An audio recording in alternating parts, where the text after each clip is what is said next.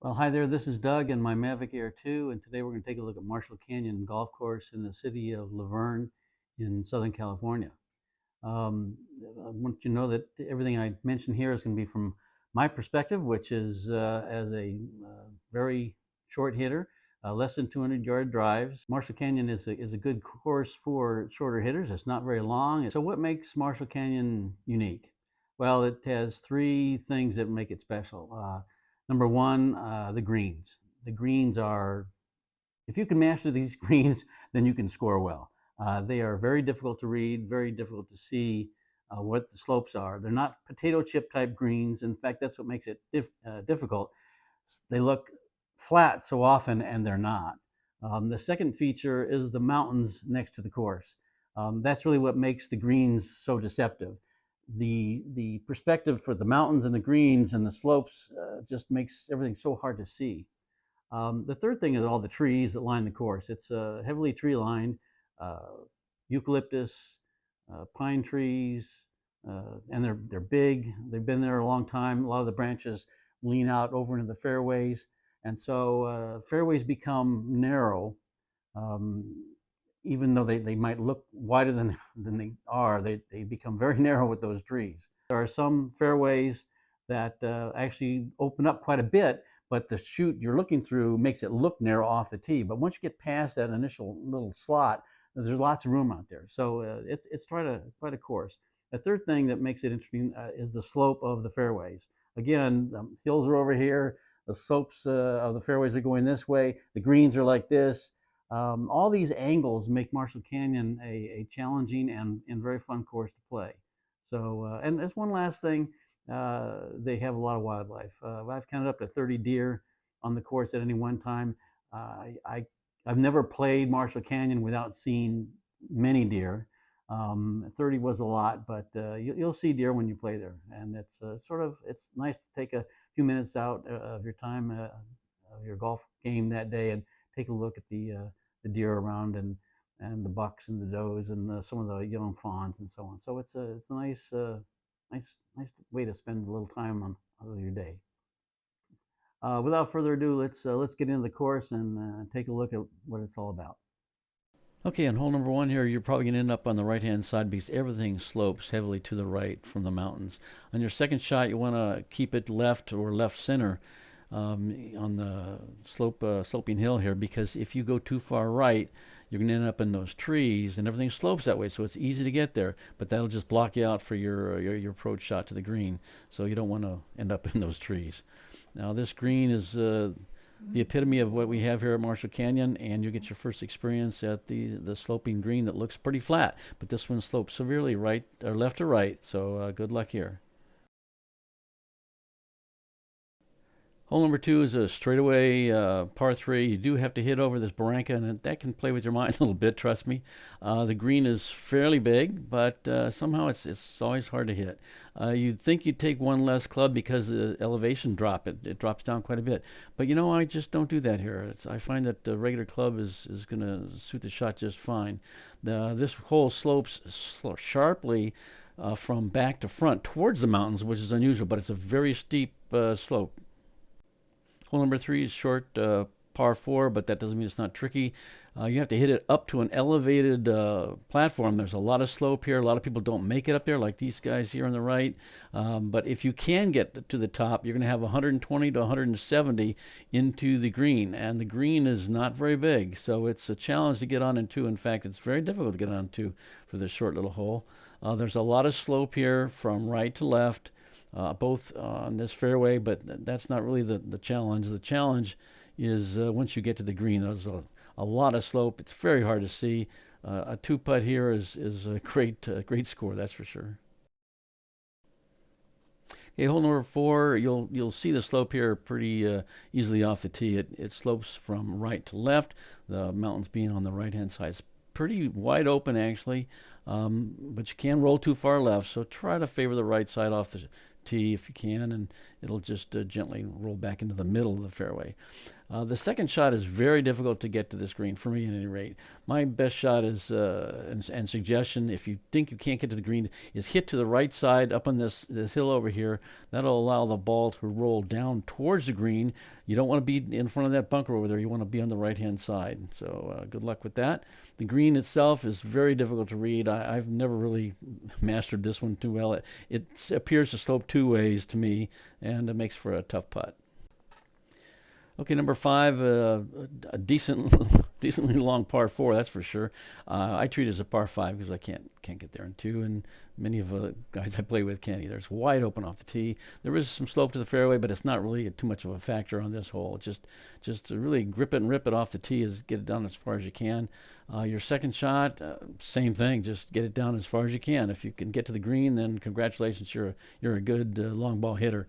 But odds are, for most of us, we're not going to get to that green. Now, this green is one of the most steeply sloped, front to back and slightly to the right greens on the course. You want to be below this hole. Also, there's a slope in the front that stops balls from getting onto the green. So just try to be below the pin for sure. Okay.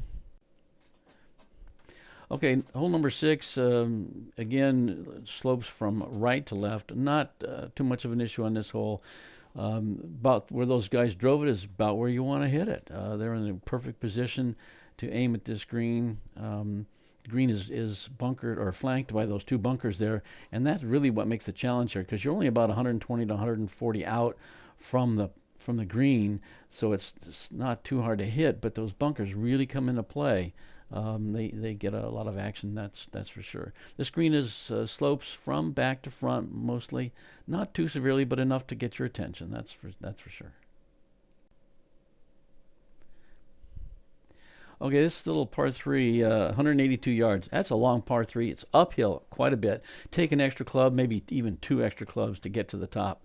There's a big slope right in front of it, so anything short's just going to die.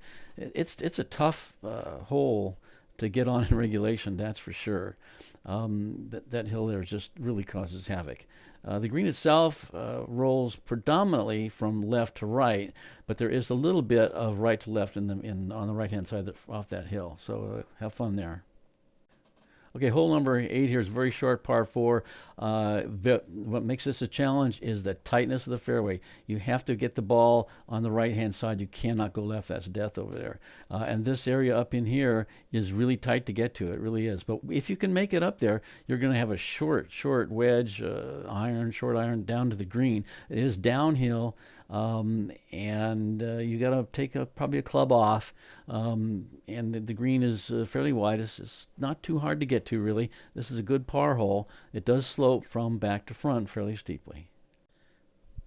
Number 9 is a tricky par 4, that's for sure. Again, don't go left. Those bunkers and everything are a problem. Some people can go over the bunkers and land in the fairway. That's a pretty good shot. But most of the people end up where these guys are almost perfectly. That leaves you about 150 yards out.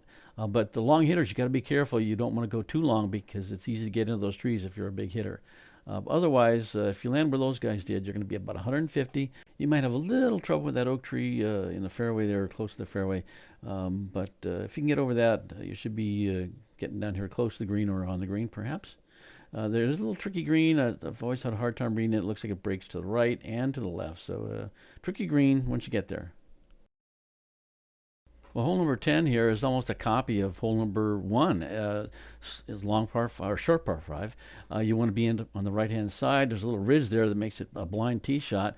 You're going to end up the right. You want to hit it over to the left or the center left, and avoid going to the right again, because if you get over there, it's nothing but trouble. Everything wants to roll to the right, and if you go in the trees over here, you're going to have a hard time getting on in regulation, that's for sure. So avoid that at all costs. And again, the green is similar to the hole number 1. It's got a good slope from left to right. It's hard to see, but it's all there, so be careful. Okay, hole number 11, again, a short par 3 over a barranca. That does get in your head, so watch out. Very basic green. It's got some slope to it. That bunker in front definitely catches some balls. For some reason, I always have to take an extra club here. It just seems to play longer than I always expect, but have fun with this. There is some good slope to this one, just like all the greens here. Okay, hole number 12, a short par 4 over Barranca. There's a slope here that you want to be to the right of. You want to absolutely be right of this slope. If you go left, you can roll down into those trees, which you don't want. Otherwise, you get it up on that little plateau, and you're going to have anywhere from 100 to 140 going in. You don't want to go too long. Long hitters can definitely reach those trees, so you might have to lay up if you're a big hitter. The green itself slopes from back to front, not terribly so. But it's certainly there. It's not one of the harder greens. It's one I usually find I can two-putt without too much trouble. Okay, number 13, I can't express enough how much room there is on the left over here. That tree blocks your view, and it looks like it's tighter than it is, but there's lots of room on the left. Don't go over there. Everybody goes over there. There's lots of room over here on the left. There is a big mound here also. Your first shot's going to either fall short of the mound if you're a short hitter like I am. If you can get over the mound like these guys might have on their first shot, then you got a chance. But otherwise, I played as a par 4. The second shot is going to leave you a wedge or a very short iron into this green. Very, very tricky green. It slopes from back to front very severely and from right to left very severely. Two-putting here is a good thing. that's the kind of green it is. It's tough. Okay, number 14, fairly short par 4. The fairway is slanted from left to right, but not terribly so, although I still end up in those trees on the right over there. I don't know why. These guys did pretty good. One of the guys went in the bunker there. That's too bad. But you want to keep it straight, and you'll be just fine for your second shot. And by the way, these guys over here on the right, those are from the tee I just talked about, and they went into those trees. There's lots of room on the left. Go left, guys. Don't go over there. Anyway, this green is fairly basic. It does slope from back to front fairly severely. You want to try to be underneath the pin if you can, just to save you some aggravation. It's a good par hole, though. Okay, with 15, this is one of those holes that looks narrow off the tee because that tree on the right over there, but it really is not that narrow, not that tight. You can get out there, it's fairly open, just slap away, hit it as far as you can down there, grip and rip it kind of hole. You want to hopefully get just past that trough there, water drain, and end up with something like 150. If you're a big hitter, maybe only 100 in, so it's a good par hole. The green itself it's tricky only because you can't see the break. It's not a lot of break, but on the right-hand side, it breaks to the left, and on the left-hand side, it breaks to the right. If you misread it, you're just going to be very disappointed in your first putt because that slope is definitely a factor. Okay, this next hole is 16 is short par 3. You've got to go over some Barranca. Gets in your head a little bit. That bunker gets some action for sure. And this green is severely sloped from back to front. It's really, you definitely don't want to be above the pin, but that's where that bunker comes into play. If you try to get too cute, you can end up going in the bunker. So good luck. It's not that easy a hole for a short one. Okay, with 17, you got to tee it off and hit it between that slot or in those trees, and that makes it look very intimidating. In fact, it's tight. It really is. Once you get past that, hopefully, there's lots of room, but that's a tight shoot. It's tough to get through there. Second shot, you want to place down on the right somewhere. You don't want to be too far left. It looks like it's wide open up there, and it is, even in the fairway, but that's no good. There's an oak tree down there. It really gets in your way. So stay on the right-hand side on your second shot. Don't let that oak tree right there cut you off on your approach shot to the green. This green is a really diabolical green. It's twisted in all kinds of contours, and basically it's left to right, but it's pretty severe. You'll be surprised the first time you play it. Okay, 18 is a nice finishing hole. It has some challenges for you. It's pretty wide open off the tee, but there are some things that make this a challenge. Those bunkers on the right do come into play. There's lots of room on the left, but still those bunkers manage to cause some trouble. If you get a nice tee shot, you're up here about 150, maybe less to the green, but there's a severe slope in front of the green. I cannot get here I just cannot do it. the slope just cuts the ball off if it comes rolling up there, and it just can't be done. So I played as a par 5. Unfortunately, that's the way it goes. But another thing here is the screen looks very flat. It is not. It slopes from right to left. You must make a note of that. Well, I hope you enjoyed this little overview of Marshall Canyon. It's a great place to play. You should get yourself out there and have some fun.